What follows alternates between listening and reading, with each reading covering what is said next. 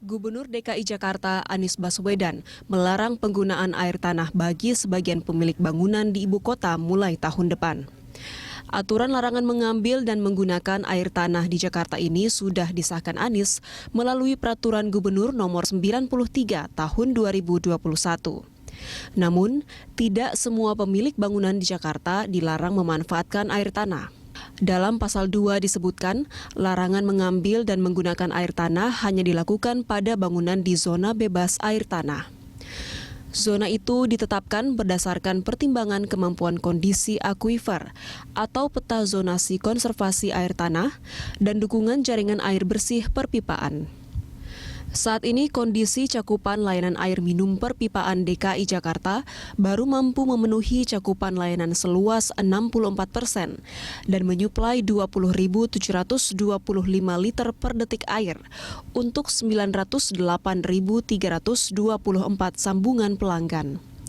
Akibatnya, masyarakat yang tidak memiliki akses air minum perpipaan cenderung menggunakan air tanah secara terus-menerus sehingga menjadi penyebab penurunan muka tanah secara cepat. Tim Liputan Berita 1. Ya, Pemprov DKI Jakarta serius melakukan pencegahan agar Jakarta tidak tenggelam. Salah satu upayanya adalah melalui penyediaan air minum perpipaan untuk mengurangi eksploitasi air tanah. Lalu seberapa siapkah jaringan air bersih perpipaan di DKI Jakarta? Untuk membahasnya telah bergabung bersama kami Direktur Pelayanan Pamjaya Pak Syahrul Hasan serta pendiri dan pimpinan Indonesia Water Institute Pak Firdaus Ali. Selamat siang Pak Syahrul, Pak Firdaus, apa kabar? Selamat siang, Bang Gita. Baik, terima kasih sudah bergabung bersama kami. Saya ingin ke Pak Syahrul dulu. Pak Syahrul, ini Pemprov DKI Jakarta akan mulai mengimplementasikan pelarangan penggunaan air tanah mulai tahun depan. Nah, tapi larangan ini kan berdasarkan zona-zona, berdasarkan studi akuifer ya Pak. Apakah Pamjaya melihat langkah ini sudah tepat untuk dilakukan mulai tahun depan? Ya, yang pertama tentu kami mengapresiasi dan berterima kasih kepada Pemprov DKI Jakarta atas dirilisnya Pergub 93 tahun 2021 tentang zona bebas air tanah. Setidaknya ada dua hal yang bisa kita garis bawahi. Yang pertama bahwa ada 12 ruas jalan pada tahun 2023 akan dilarang menggunakan air yang diambil dari tanah. Yang kedua adalah zona, ada 9 zonasi yang kemudian juga dimention atau disebutkan oleh Pergub tersebut, sehingga ini kemudian memberikan kemudahan bagi kami, Pamjaya, sesuai dengan tupoksi kami berdasarkan Perda 4 tahun 2021 sebagai BUMD yang memang bergerak di bidang sistem penyediaan air minum perpipaan.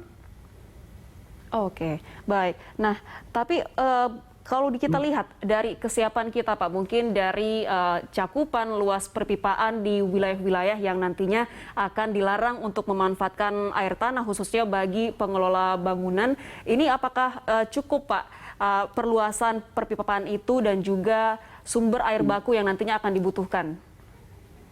Baik, sesuai dengan yang tadi saya sebutkan di atas mengenai beberapa ruas jalan dan juga zonasi, seyogianya memang kondisi existing hari ini di wilayah-wilayah tersebut sudah terfasilitasi dengan SPAM di Pamjaya. Artinya kita memang menginginkan wilayah atau zona tersebut ingin supaya ada optimalisasi kayak penggunaan air perpipaan yang sudah kami provide atau kami Pamjaya provide. Baik, saya ingin ke Pak Firdaus. Pak Firdaus, terkait dengan kebijakan yang sudah dituangkan dalam Pergub tahun 2021 ini, apakah ini merupakan sebuah langkah yang realistis, Pak? Terima kasih Anggita. Pergub ini kan sudah sangat terlambat. Karena tahun 2007 saya sudah mengingatkan Pemprov DKI Jakarta bahwa ekstraksi air tanah berlebihan kita sangat khawatirkan sekali sehingga memberikan dampak terkait dengan laju turun muka tanah di Jakarta. Jadi sekali lagi saya katakan bahwa ini sudah sangat terlambat. Rumah terbakar, rumahnya sudah terbakar, kita baru kemudian ya diskusikan dari mana sumber artinya. Ya. Itu yang pertama. Kedua adalah apa yang dilakukan oleh Pemprov DKI Jakarta dengan Pergub 93 tahun 2001, ya tentunya mempertimbangkan kemampuan Pamjaya, tetapi sebetulnya saya pada tahun 2019 itu sudah merilis, saya pakai di DKI, yaitu adalah zonasi strategi untuk pelayanan air bersih perpipaan dalam rangka pengendalian laju turun muka tanah. Kita mulai dari Jakarta Utara dulu, dari bertahap 5 tahun yang sampai bagian yang terakhir itu Jakarta Selatan, larangan pengambilan air tanah dalam. Yang ketiga yang ingin saya garis bawahi, kan saya juga banyak menerima pertanyaan, kemarin juga nanti saya memberikan pencerahan, karena ada kekhawatiran oleh masyarakat bahwa larangan pengambilan air tanah ini akan berdampak kepada masyarakat yang belum punya akses ke air perpipaan. Yeah. Sungguhnya sebetulnya yang ingin kita kendalikan adalah ekstraksi air tanah dalam. Air tanah dangkal kaitannya dengan menurut muka tanah tidak punya dampak yang signifikan. Yang kita kejar itu adalah gedung-gedung perkantoran, hotel, mall, apartemen, dan lain sebagainya yang mana menggunakan air dalam jumlah yang besar, tidak menginjeksikan kembali air yang dimanfaatkan dan diolah ke dalam tanah, dan ini yang menyebabkan laju permukaan tanah kita sangat tinggi. Nah, bagi masyarakat yang masih menggunakan sumur tentunya dapat harusnya dengan kebijakan ini. Tadi kan memang zonasi ini ditentukan pada kawasan yang mana sudah mampu dilayani oleh air pipaan Pamjaya. Poin berikutnya yang ingin saya garis bawahi adalah kemampuan Pamjaya untuk bisa mengurangi ketergantungan orang dengan air perpipaan ini juga sangat terbatas. Saya bicara apa adanya, Pak Sarung nggak apa-apa, jangan berkecil hati ya. Kalau bagi saya yang suka mencermati tingkat layanan air bersih perpipaan di Jakarta itu kan baru cuma 40%. Kalau kita menghitung misalkan satu sambungan rumah itu ada 5 jiwa, atau satu SR kita kan jadikan 6 jiwa, itu pun juga baru 48% yang terlayani by theory. Jumlah pelanggan yang ada sekitar 900.000 pelanggan saat ini. Nah, bayangkan sisanya tadi mereka menggantungkan kepada air non perpipaan, dangkal maupun dalam. Poin yang ingin saya garis bawahi adalah kebijakan yang terlambat yang dikeluarkan oleh Pemprov DKI Jakarta ini. Apakah Pamjaya sanggup dalam waktu dekat ini untuk tadi memastikan layanan air bersih perpipaan kepada gedung-gedung perkantoran tadi terlayani? Kenapa? Karena sejak tahun 2007 ya sampai tahun 2011 saya meyakinkan pengelola bangunan di Jakarta bahwa jangan khawatir bahwa kami menaikkan tarif air tanah yang menjadi 3.500 dari 3.500 tadi itu tujuannya lah untuk tadi mengendalikan risiko yang timbul akibat laju permukaan tanah yang tinggi di Jakarta. Mereka bertanya, kemampuan Palida dengan Aira sangat tidak bisa mereka andalkan, baik dari sisi supply kuantitasnya maupun kemudian dari sisi kualitas. Itu pertanyaan tentunya yang harus dijawab oleh Pamjaya. Dan saya yakin Pak Sarul lebih paham dari saya. Baik, Pak Firdaus, ini artinya memang ada tantangan yang harus diselesaikan sebelum langkah ini akan diimplementasikan, yaitu perpanjangan akses pipa bagi warga yang belum tersentuh fasilitas perpipaan itu. Kita akan bahas ini lebih lanjut usai jeda. Pemirsa jangan kemana-mana, Lunch Talk segera kembali. Tidak semua pemilik bangunan di Jakarta dilarang memanfaatkan air tanah. Gubernur Anies mencantumkan sejumlah kriteria dan sasaran zona bebas air tanah. Zona bebas air tanah merupakan zona tanpa pengambilan dan atau pemanfaatan air tanah sesuai dengan pertimbangan kemampuan kondisi akuifer atau peta zonasi konservasi air tanah dan dukungan jaringan air bersih perpipaan. Berikut daftar area dan kawasan bebas air tanah.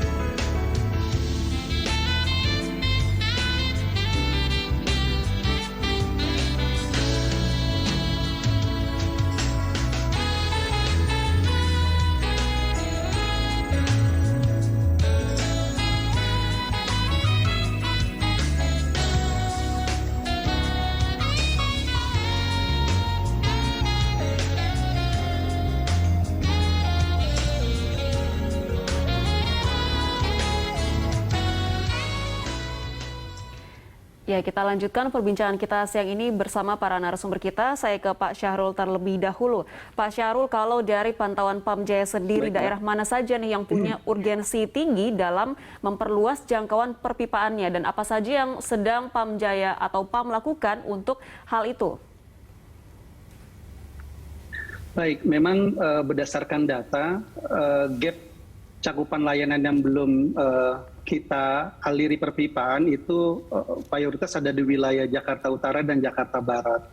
Artinya kurang lebih berdasarkan data yang kami miliki ada gap 35% yang harus kami alirkan atau kami optimalkan berdasarkan domain Pamjaya sebagai BUMD yang bergerak di sistem penyediaan air minum perpipaan.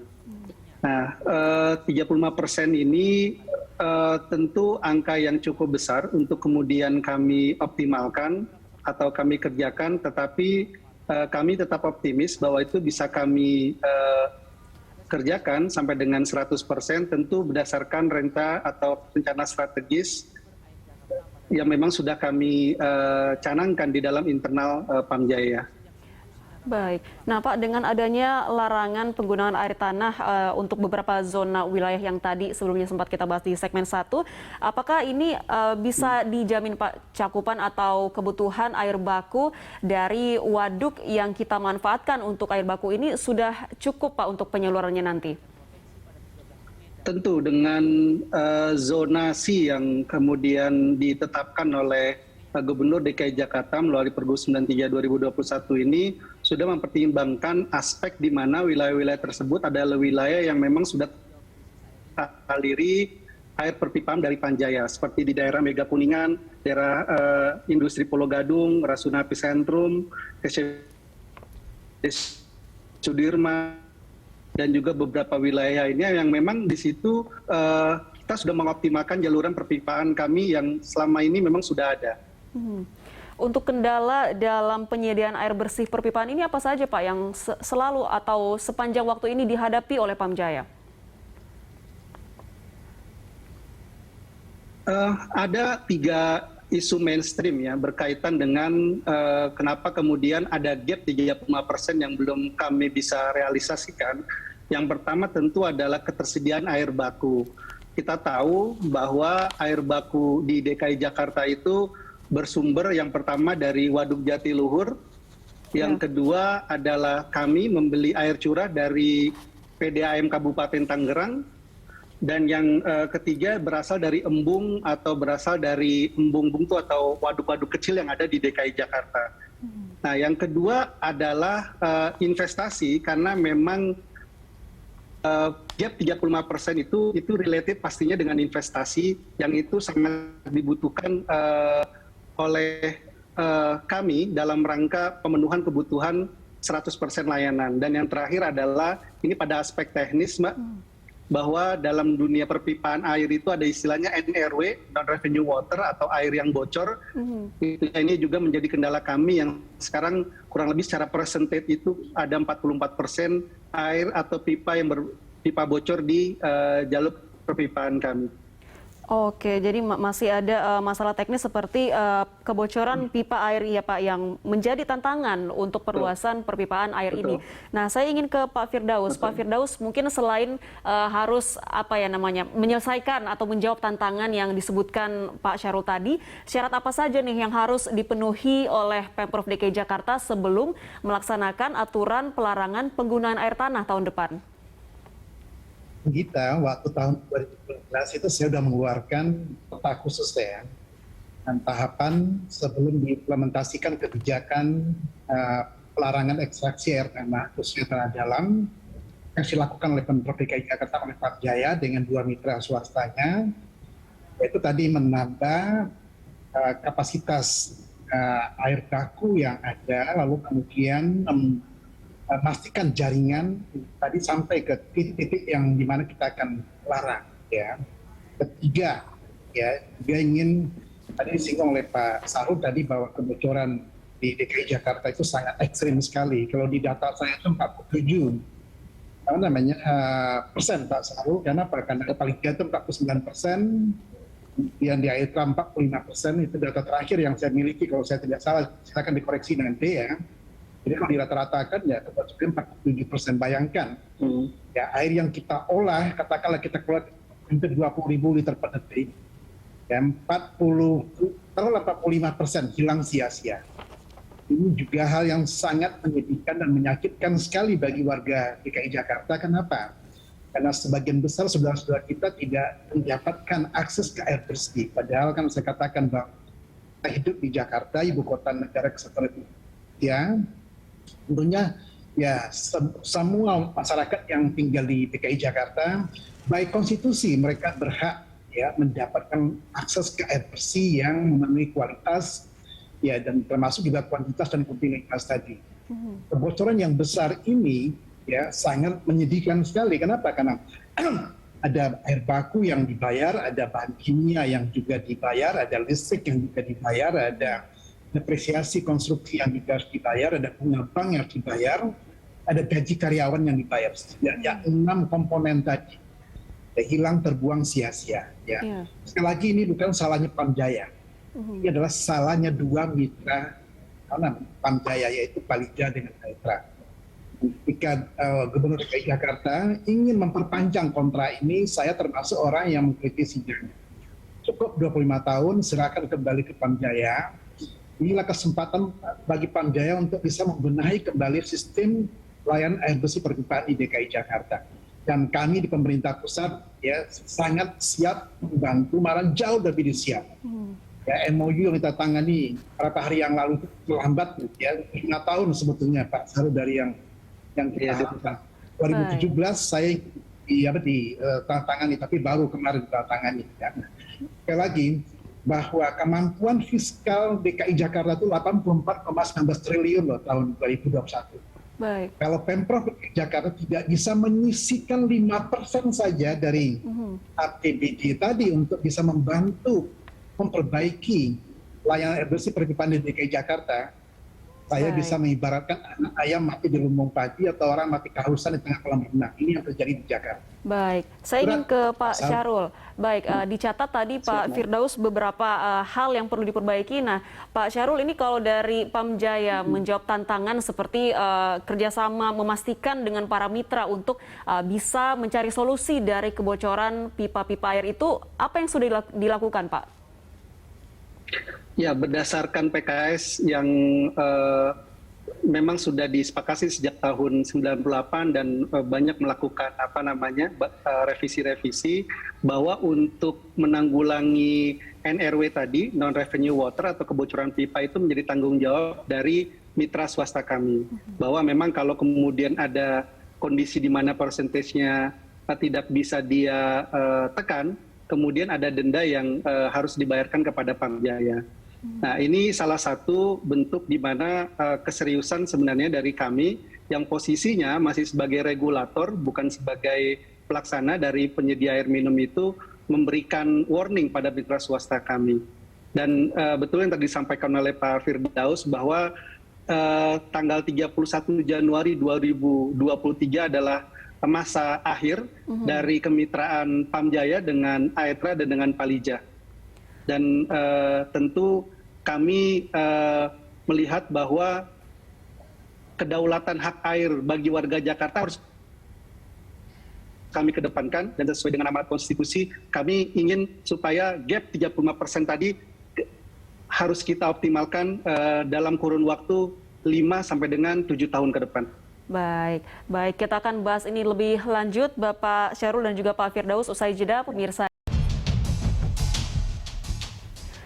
Terima kasih Anda masih bersama kami. Kita lanjutkan perbincangan kita di dialog kita yang sudah memasuki penghujung segmen. Saya ingin ke Pak Firdaus dulu. Pak Firdaus, dari segala tantangan yang sedang dihadapi Pemprov DKI agar bisa memuluskan rencana atau pergub tentang pelarangan penggunaan air tanah tahun depan ini, mungkin masukan dari Anda untuk Pemprov DKI agar nantinya bisa berjalan lancar namun tetap memastikan masyarakat Jakarta bisa mendapatkan akses air bersih yang cukup. Silakan Pak, sekaligus menjadi closing statement. Pertama adalah tadi Pak Sarul pastikan bahwa RW adalah komitmen yang tidak bisa ditawar lagi. Dengan tingkat kehilangan air ini sangat penting sekali. Coba bayangkan kalau 10% saja kita bisa menurunkan tingkat kehilangan air, ada 2.000 liter per detik, ya. tambahan air yang tidak terjual. Ya, bayangkan tidak harus membangun keluaran 3. Ya. Jadi ini hanya dengan menggunakan energi. Dan ini merupakan komitmen yang tidak bisa ditawar lagi, dan pastikan Pamjaya betul-betul melaksanakan kewajiban untuk mengawasi kerja dari Palija dengan air. Ya, sangat miris kemarin ya, saudara kita yang ada di Gang Madrasah di Ancol di Pademangan 3 bulan tidak dapat air. Ya, bayangkan ini sangat menyedihkan sekali ketika kemudian isu bagaimana kita mau membatasi ekstraksi di air tanah, ya di tengah-tengah masyarakat tidak dapat air.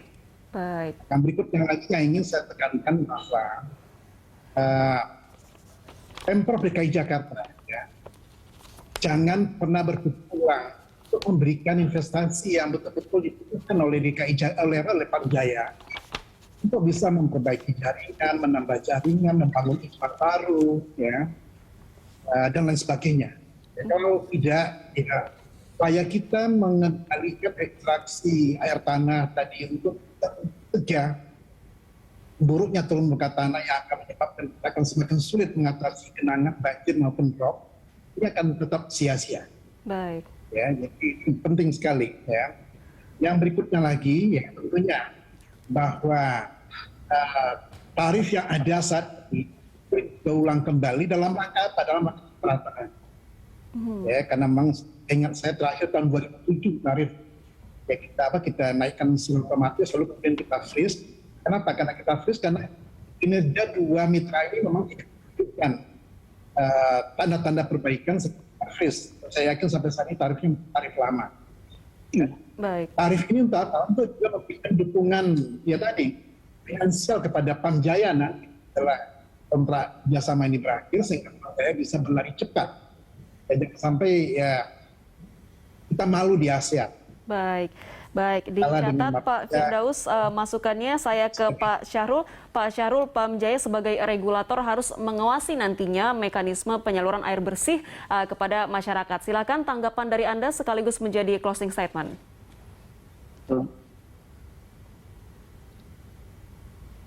Ya, baik. Sepertinya kita mengalami gangguan koneksi dengan Pak Syahrul. Pak Syahrul. Pada kesempatan yang berbahagia ini, ya. Ya, silakan. Halo, Mbak. Oke. Ya, mohon izin saya ulang. Dan yang berbahagia ini, kami Pamjaya tentu berterima kasih atas dukungan yang terus diberikan oleh Pemprov DKI Jakarta dan pemerintah pusat, dalam hal ini Kementerian PUPR dan juga Kementerian Dalam Negeri, untuk sama-sama kemudian kita memberikan layanan yang optimal bagi warga Jakarta, karena ini kami sadari ini adalah hak dasar bagi warga dan ini diatur oleh konstitusi, dan tentu kita semua sebagai warga Jakarta khususnya akan berjuang secara optimal untuk memberikan pelayanan terbaik pada warga Jakarta. Baik, baik. Tentu kita berharap dari kebijakan dari Pergub ini yang akan dilaksanakan tahun depan bisa secara efektif mengurangi tingkat eksploitasi air tanah di Jakarta yang menyebabkan permukaan tanah Jakarta semakin menurun. Terima kasih Pak Syahrul dan juga Pak Firdaus sudah berbagi informasi bersama kami. Salam sehat selalu, Pak.